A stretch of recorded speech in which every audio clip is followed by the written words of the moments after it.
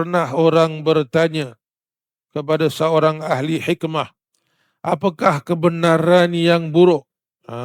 Benda benar tapi buruk. Biasanya benda benar semuanya mulia.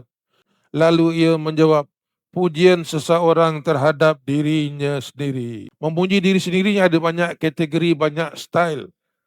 Kadang-kadang disebut terang-terang dengan sebutan, saya lebih baik daripada dia. Saya engkau ciptakan daripada api, dia engkau ciptakan daripada tanah. Agak-agak kenal tak siapa cakap tu? Tengok dia tolak dengan kurang adab. Kalau dia tolak dengan ketinggian adab, mungkin tak kena laknat. Tapi ditolak kerana sifat buruknya itu kena laknat. Terang-terangan menyebut aku lebih baik. Yang kedua, dia tak terang-terangan tapi simbolik bunga-bunga. Contohnya ahli penceramah, contoh yang kita biasa dengar ialah dia ceritakan tentang dirinya lebih pada agama yang patutnya dia bawa. Kena banyak bawa cerita, bawa hal mengenai Allah dan Rasul atau tentang syariat, sesuatu dalam syariat. Ini banyak cerita dia. Cerita dia, penghidupan dia share, kononnya share. Tapi sebenarnya dia nak orang berikan perhatian terhadap dirinya. Itu pun satu.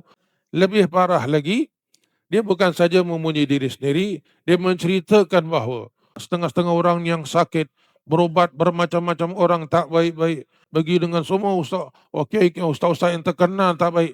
Tapi bila datang kat saya bacakan sikit air, terus baik langsung bertahun-tahun. Saya pun terperanjat, Masya Allah, nikmat Allah.